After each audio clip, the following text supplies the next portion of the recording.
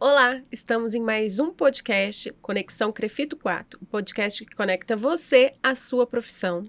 E agora eu tô com um tema muito legal para falar da terapia ocupacional, uma área muito pouco explorada ou quase nada. É muito difícil a gente encontrar terapeutas ocupacionais que trabalham com ergonomia. E para falar disso aqui comigo está a doutora Renata Seabra, que é terapeuta ocupacional, mestre e especialista em gerontologia, especialista em ergonomia, docente do curso de especialização em gerontologia da PUC Minas, membro da Associação Cuidadosa, voluntária do projeto Pedalando com a PUC, consultora na empresa Movas de Saúde Integral e Ergonomia. Muito obrigada por aceitar o convite, doutora Renata. Obrigada, Alda. E também estou aqui com a doutora Fernanda Cristelli, que também é terapeuta ocupacional formada pela UFMG. Ela é especialista em ergonomia pela Universidade Gama Filho, em Sistema de Gestão Integrada pela SESI São Paulo. Ela atua com ergonomia desde 2012, através de consultoria em diversos ramos de atividade e elabora laudos de caracterização da deficiência com ferramenta IFBR. Muito bem-vinda, obrigada por ter aceitado esse convite, doutora Fernanda. É uma honra estar aqui. E aí, como eu acabei já iniciando aqui falando que é uma área pouco explorada por nossos colegas, me deu a curiosidade para saber como que vocês chegaram na atuação da ergonomia. Vocês podem contar um pouquinho para gente? Pode começar. Nossa, então, eu acho que eu fui chutada mesmo. Na verdade, na época de faculdade, eu olhava para as minhas colegas, eu quero, desenvolvimento infantil, gerontologia, e eu olhava e falava assim, gente, eu não caibo em lugar nenhum, onde que eu vou parar? E isso me deu um pouco de medo, assim, fiquei bastante frustrada. Mas acabou que eu fui trabalhar com o NASF sem saber o que fazer, assim, meio que para pagar as minhas contas. E uma colega fisioterapeuta falou assim, nossa, você tem muito perfil de ergonomista, que tal se a gente tentasse? Eu comecei a fazer a pós, com 3 meses de pós, 2 colegas me convidaram para um processo seletivo e estou atuando desde 2012. Olha que bacana. Muito bom. Eu comecei trabalhar com ergonomia na pandemia, que eu tenho uma amiga que tem uma empresa, a Movas, né? E a gente começou a discutir essa questão da organização do trabalho. E aí a gente começou, ela falou assim, faz ergonomia, faz a especialização em ergonomia e vem trabalhar comigo. Eu falei, ok.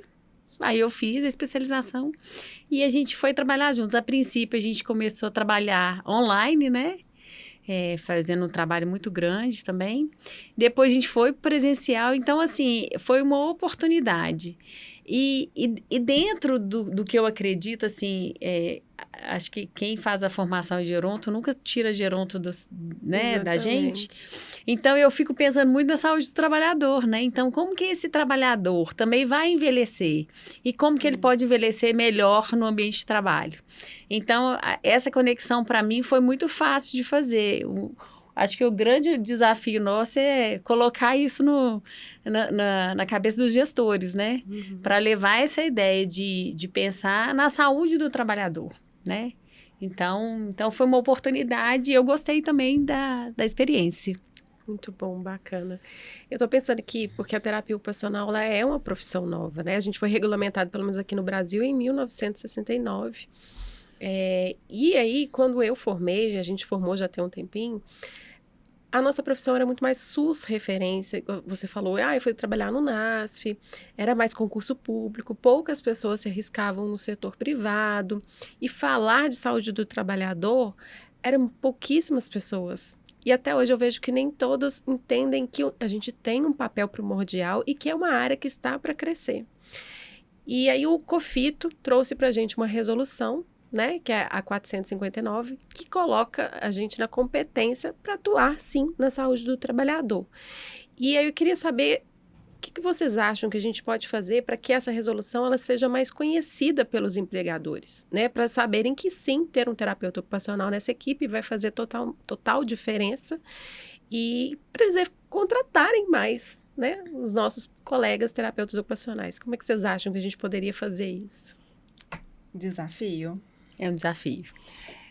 Eu penso que isso vai começar com a gente, né? Porque a gente primeiro tem que conhecer isso com mais substância, com mais entender o que é isso. Porque quando a gente forma na terapia ocupacional, entende sobre o que a gente pode fazer ali, a gente começa a buscar e pleitear mesmo situações. Porque quando eu entrei na ergonomia, na empresa onde eu fui trabalhar, tinha tido uma terapeuta ocupacional. E isso para mim foi, nossa, teve? Gente, será? Que coisa estranha. Mas não é estranho. Quando essa resolução veio em 2015, eu falei assim, é isso, gente. Isso devia ser nosso. Isso tem a nossa cara. E eu acho que é muito importante. E tem a nossa cara mesmo, né? Tem tudo a ver, assim, o trabalho faz parte, né? É uma ocupação humana, né? Isso. E a gente não vive sem trabalho, né? Exatamente. E principalmente quando a gente conecta isso com um trabalho que faz sentido, com um trabalho que não adoece, com um ambiente de trabalho propício para você crescer, para você desenvolver. Então, acho que a gente tem um campo enorme mesmo.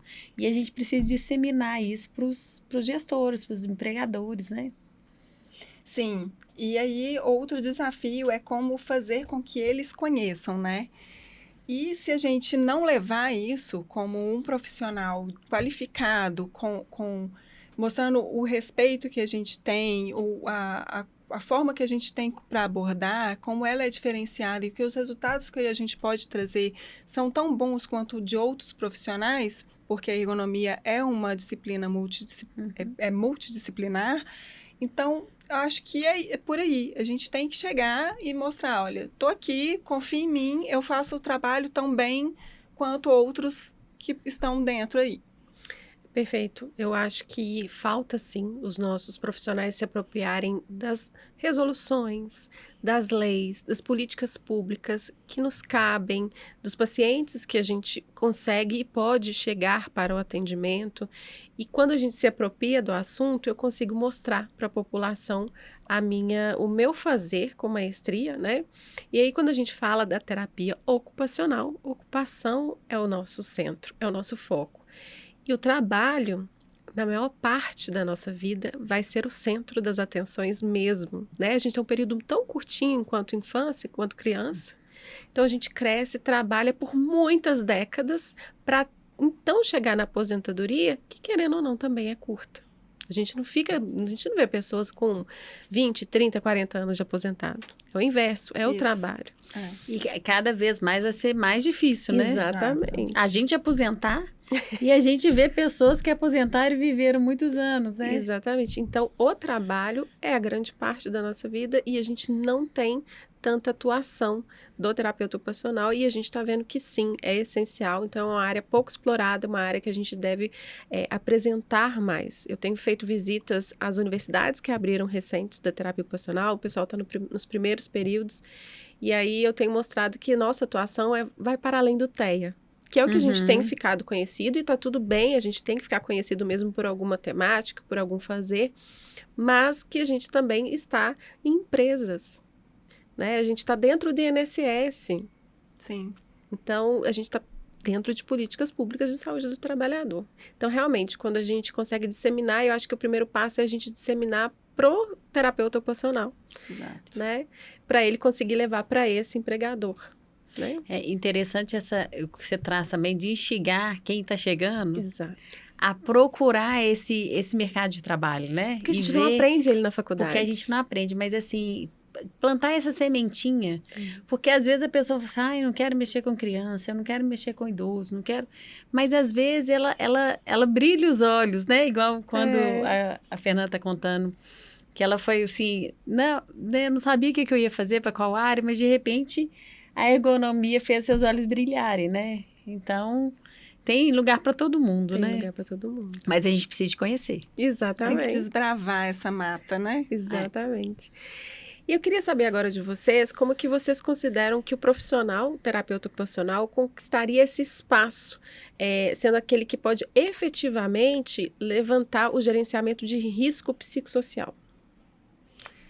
Eu acho, assim, desculpa a minha modéstia, mas eu acho o terapeuta ocupacional o profissional mais adequado para fazer isso. A gente estuda saúde mental, a gente estuda ocupação humana, a gente tem noção de contexto organizacional, sabe como tratar num posto de trabalho, sabe como levar o trabalhador para fazer um desempenho melhor, mais interessante. E, assim, eu não vejo quem mais poderia. Óbvio, todo mundo lendo, aprendendo, correndo atrás vai conseguir fazer isso, mas o terapeuta ocupacional já sai pronto. Exatamente. A gente tem habilidades, o nosso olhar é muito diferenciado, né? E pensar nas adaptações, né? Porque às vezes a pessoa, ela pode ser mudada, né? Mudar de posto de trabalho com uma adaptação ou com uma adaptação do ambiente dela, ou por uma questão, assim, até de dificuldade de lidar com a liderança, alguma coisa. Mas a gente tem essa escuta potente, né? Para a gente ajudar o empregador e o empregado a lidar melhor com a situação. Acho que a palavra é essa, potência. Nós somos potência. E eu acho que o terapeuta ocupacional está muito voltado para a clínica. E a gente tem que entender, gente, nós não somos só clínica. A gente tem um mundo a nosso favor. E é o momento da gente buscar isso mesmo. Às vezes as pessoas falam assim, eu tô doido para aposentar. Ou, eu não aguento meu trabalho. Gente, mas o trabalho é vida, né? Assim, como que a pessoa consegue estar numa empresa e não se fazer uma conexão com o trabalho, assim? Então, ela está no lugar errado, eu fico pensando, né? Mas, porque o trabalho é muito importante. Então, assim, essa questão de você estar adaptado no lugar, você estar com boas relações, com a liderança, com os colegas, com um trabalho com sentido, né? Que você vê um propósito ali no que você está fazendo. Isso é fenomenal, gente. Então, se a gente conseguisse que os empregados conseguissem ver um sentido no que eles fazem, né, para caminhar para a aposentadoria ou para uma construção, né, de si mesmo dentro da empresa, ia ser muito legal. Sim, aí eu acho que as empresas iam ser muito mais produtivas e sustentáveis. Sim, com certeza. Com certeza. Mas a Fernanda falou um pouco disso na fala dela no início. Às vezes a pessoa ela entra naquele trabalho para pagar a conta, mas não é a paixão dela. Poderia ser? Talvez. Talvez encontra, né? Um meio termo, sentido. Mas quem vai ajudar ele a achar esse sentido? Nós fazemos análise de atividade. Não existe nenhum outro profissional que poderia ajudar nesta ocupação, né? E as pessoas e a sociedade precisam aprender que existe, então, essa figura de profissional que compõe essa equipe que poderia ajudar dentro dessas empresas. É fantástico isso. Mas aí, quando a gente estava falando, porque não é minha área de atuação, eu fiquei assim, para quem está nos assistindo, que isso tudo é muito novidade, eu queria que vocês explicassem um pouco mais sobre esse levantamento de risco. O que é isso? Se isso é algo novo na prática da saúde do trabalhador? Como que é na prática de vocês? Pode começar. Pode ir. Bom, vamos lá. Parece meio bobo, assim, sabe? Corriqueiro, meio, sei lá, besta mesmo. Mas você está ali, perto do trabalhador, às vezes, se for um trabalho administrativo, você vai sentar ali do ladinho dele, vai começar a perguntar nada com nada, e de repente ele vai começar a falar um monte de coisa da rotina dele, e aí você vai entendendo, olha, isso aqui precisa mexer. Não, isso aqui a gente pode melhorar um pouquinho. A altura desse notebook não está legal. Essa cadeira a gente pode ajustar ela melhor. E aí a gente vai adequando. E hoje mesmo eu estava aplicando um questionário com um trabalhador e ele teve uma dúvida nesse questionário. Eu falei assim, então, quando eu preciso acompanhar uma pessoa na área operacional, eu estou ali de pé, não posso encostar em nada porque é uma área perigosa, não tem máquinas funcionando, às vezes é muito quente, eu tenho uma exigência física, mas o que está me mantendo ali é entender o que ele faz, como ele faz, por que ele tomou aquela decisão, como eu posso melhorar aquilo? Se aquela ferramenta ou aquela estrutura pudesse ser modificada, o que aquilo iria gerar de melhoria para ele e como que a gente pode trazer uma melhoria de fato naquela situação? Porque as condições operacionais, elas não são feitas para as pessoas, elas são feitas para a operação, para a máquina funcionar, né? E aí as pessoas são um mero dispositivo ali naquele meio. Interessante que você está falando, Fernanda, que é a escuta, a observação, a pessoa vai te trazer os elementos para a intervenção. Então, muito da observação, da escutativa, né? Isso ali, ele está te trazendo os elementos. Às vezes, é aquele clique que te dá. Fala assim, olha, às vezes, vamos pensar até nas relações interpessoais, que está trazendo, às vezes, até um aspecto de ansiedade, depressão, né? Outras coisas que podem estar afetando o trabalho dele. Então, é na conversa, né? No bate-papo meio despretensioso, né? Sem muito roteiro, assim, muita coisa elaborada, para que a pessoa fique à vontade para conversar também, né? Para que ela possa se soltar e ter confiança, né? De estar fazendo e entender também que o trabalho precisa se adequar a ele, né? Não ele se adequar ao trabalho, Exato. né? Exatamente. E é muito disso, tem que ser despretensioso, tem que deixar ele à vontade.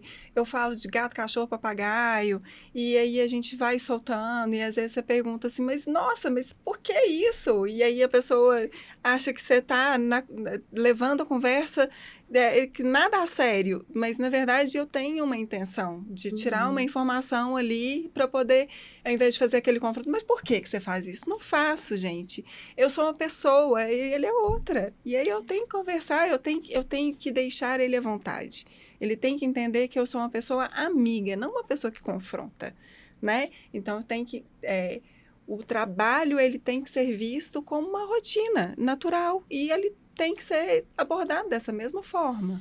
E não como punição, né? Exato. Porque às vezes ele está fazendo algo que não deveria, mas é por uma estratégia que você também tem que entender. Exato. Né? Que ele tá fazendo aquilo.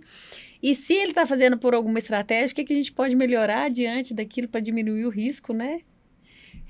Mas isso é uma questão de proximidade, de confiança e da observação também, né? Do ambiente de trabalho que ele está, né? Para ele fazer a execução dele. Seja no escritório, seja no campo, né?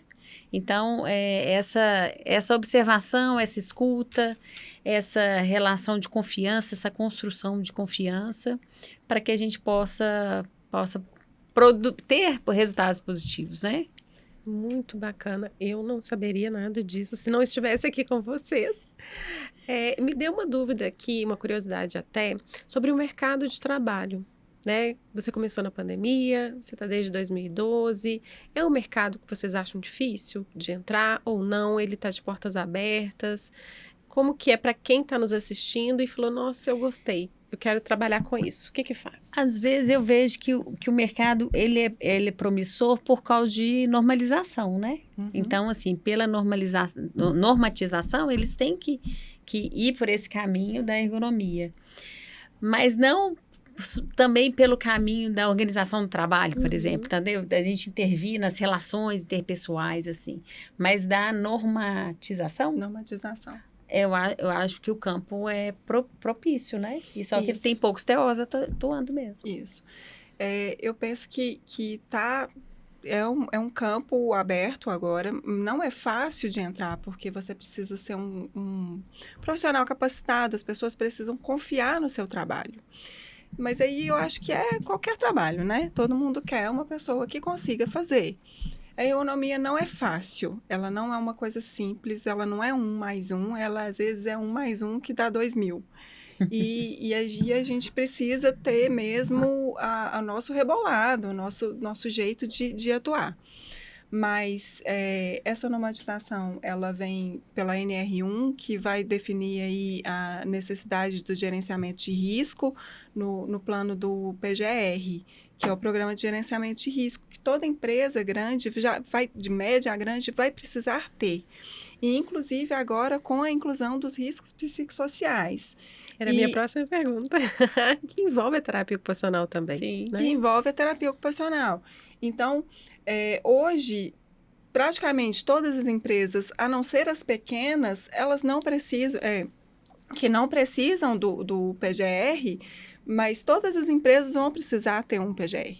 E aí vai ser uma demanda muito grande, né? Já é uma demanda grande, porque apesar de não ser agora, no momento que já entrou em vigência a NR1 que foi lançada no ano passado, ela entrou em vigência, mas ela ainda não está... estendida, né? Estender o prazo da obrigatoriedade, né? Isso, existe a obrigatoriedade, mas neste momento a atuação de auditorias, elas vão vir no modo mais de orientação, de adequação. De adequação, de aconselhamento, e a partir do ano que vem, isso já vai vir com mais força e vai ser necessidade e precisa ser cumprido. Precisou de ter uma norma, né? Para que se cumprisse, né? Algo. Então, assim, isso vai abrir muito campo para terapeutas ocupacionais atuarem na ergonomia. Exatamente. E aí, para quem está assistindo, ouvindo esse podcast, vocês fizeram uma capacitação, eu vi que tem especialização na área, tem cursos livres. Como que é o terapeuta ocupacional que está até em outra área ou acabou de formar, falando, não, eu quero então ir para a ergonomia, ele poderia fazer essa busca para trabalhar? É esses cursos, é esse caminho? Eu acredito que, eu sempre penso que tem que ter uma especialização, né, gente? Porque assim, na nossa formação básica, a gente não sai preparado, a gente sai generalista, né? E cada um vai ali buscando o seu caminho. A formação que vocês tiveram, você se sente preparada para a prática? Como que foi? É isso que eu tô querendo saber. Eu acho que a gente nunca sai preparado de uma formação, né? Porque vou falar, eu aprendi ergonomia na área. Eu aprendi ergonomia tomando cabeçada, assim. E é preciso ler muito, pesquisar muito, ver muitas coisas. Então, assim, eu achei que um dia eu ia parar de estudar na vida. Gente, eu estava muito errada. Mas em uma. Não vamos parar. Mas eu concordo com a Fernanda que acho que a gente tem a parte teórica, mas a prática... né, você ir no campo, você colocando a cara para bater, né, mesmo, assim, experimentando, vendo, errando, acertando, eu acho que isso, discutindo também, né, tendo colegas também que possam discutir sobre né, a atuação e tal, eu acho que é o caminho. Exatamente. E aí eu fiquei pensando assim, a ergonomia é multidisciplinar, saúde do trabalhador é multidisciplinar, mas quando você entra para atuação, a gente sempre vai buscar um referencial. Quando a gente entra falando enquanto terapeuta ocupacional, a gente tem uma finalidade específica dentro do nosso fazer. E aí a gente busca referenciais teóricos que vão abarcar aquilo que a gente quer entregar do desempenho ocupacional. E é isso que eu acho que fica bonito. A nossa entrega vai ficar diferenciada de todos os outros membros da equipe, não vai? Vai, com certeza. Depois que eu fiz a especialização, e eu estudei sobre a psicodinâmica do trabalho. Então, tem tudo a ver, assim, sabe? Aí você vai aprofundando, você fala assim, é terapia ocupacional, né? Sim. Exatamente. Então, e aí você vai apaixonar. Como referência é uma coisa ótima, né? A Selma Lankman, ela é excelente, gente. Verdade, muito bom. Meninas, tá uma delícia nosso bate-papo. Passou muito rápido, eu queria agradecer novamente, né, vocês estarem aqui com a gente falando sobre esse tema. Convido você a assistir todos os demais episódios do Conexão na TV Crefito 4, nosso canal do YouTube. E espero você no nosso próximo episódio. Até lá!